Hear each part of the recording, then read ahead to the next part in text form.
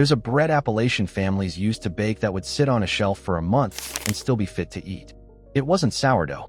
It wasn't yeast bread. It used a starter the mountain folks made fresh every time, fermented overnight on the back of a wood stove, and produced one of the strangest, most interesting loaves in American food history. Most people alive today have never tasted it. Within another generation, almost nobody will know how to make it. It's not banned, it's not hidden. It just nearly went extinct when commercial yeast took over and the wood stove disappeared from the kitchen. Here's what salt-rising bread is, the unlikely science that made it work, how the mountain families made it, and the real safety asterisk that comes with it. Salt-rising bread is one of the few breads in the world that doesn't use yeast at all. No commercial yeast, no sourdough starter, no leavening you'd recognize. Instead, the rise comes from a wild bacterial fermentation, specifically a bacterium called Clostridium perfringens, the same family of bacteria that includes some you really don't want in your food.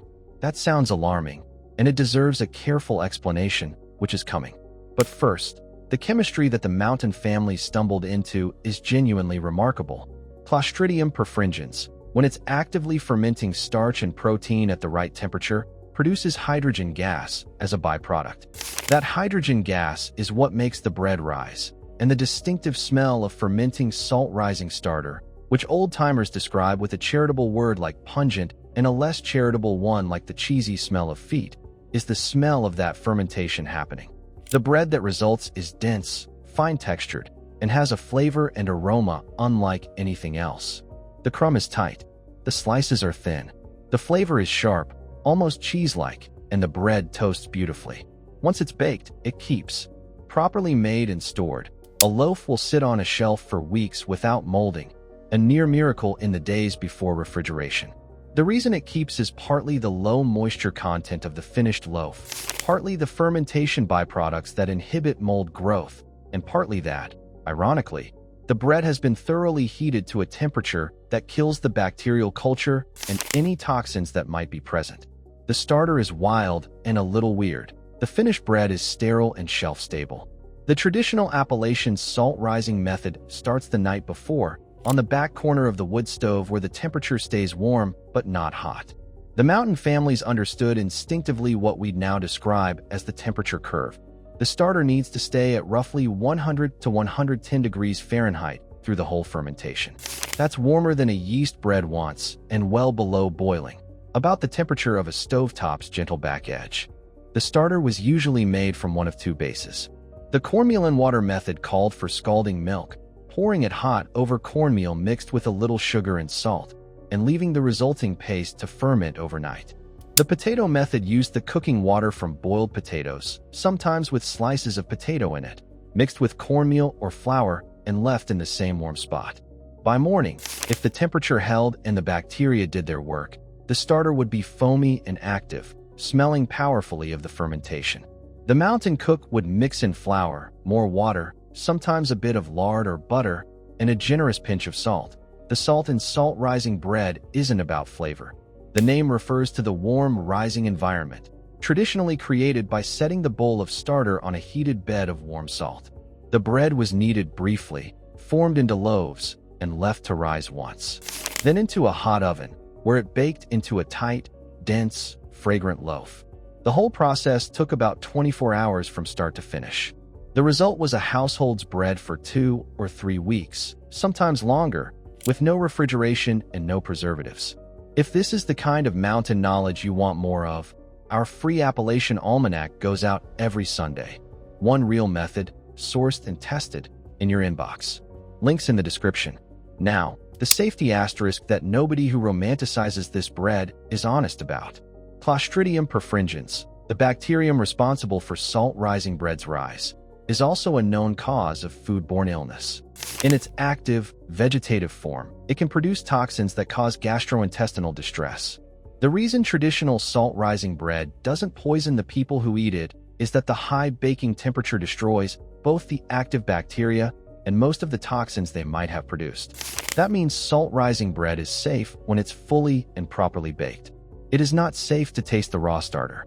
It is not safe to eat underbaked bread. And it's a method that, frankly, modern food safety experts would never invent today. It works because the final step kills the culture, and any slip-up in that final step is a real risk. The modern revivalists of salt-rising bread, including the small community of bakers who've kept it alive, take this seriously. They maintain consistent fermentation temperatures, bake the loaves thoroughly to a verified internal temperature, and don't sample the starter. If you want to try this method, that's the standard to hold yourself to.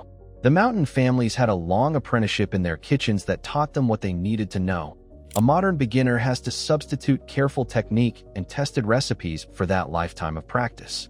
The honest position, then, salt-rising bread is a remarkable piece of American food history, genuinely worth keeping alive, and entirely safe when made properly. It's also not the bread to learn on if you're not prepared to follow a precise method.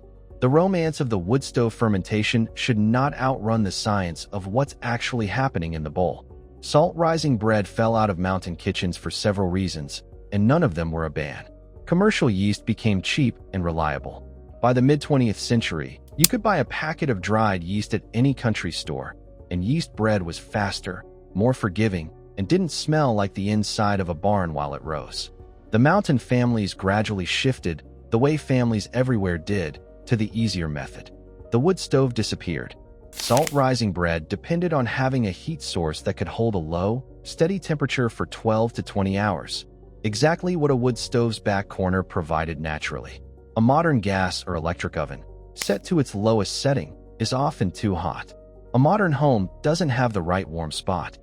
The technology of the kitchen changed in a way that made the bread harder, and the texture and smell were polarizing.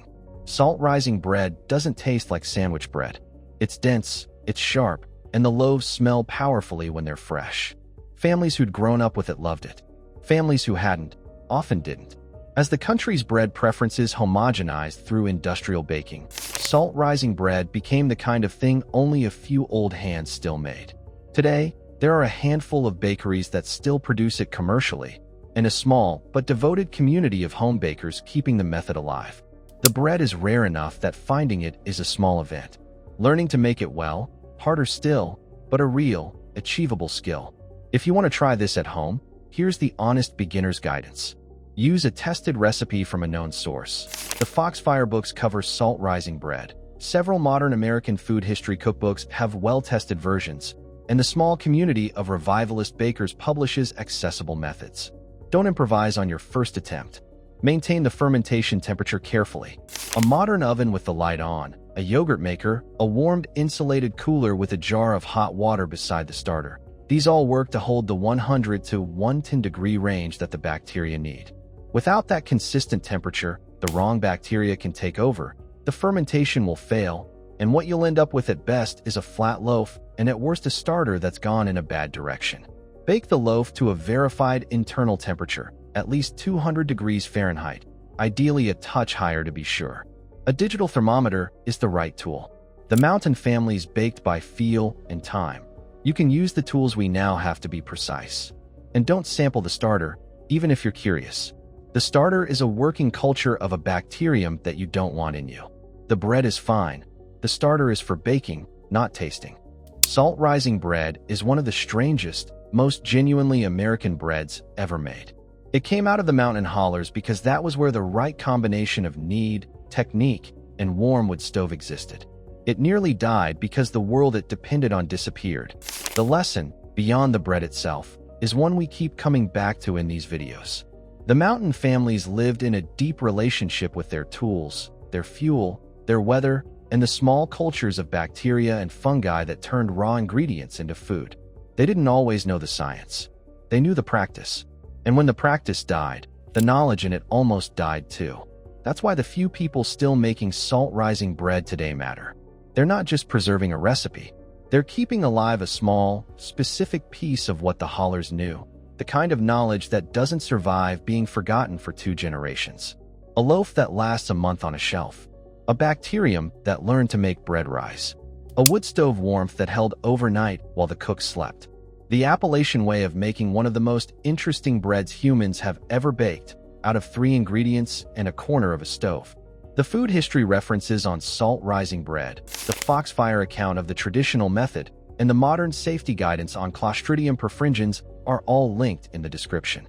If you want all of these methods in one place, the Appalachian Way Field Guide has 47 of them with the original sources behind each one. Link below. Real methods, real sources, real history. That's the Appalachian Way. We'll see you Wednesday.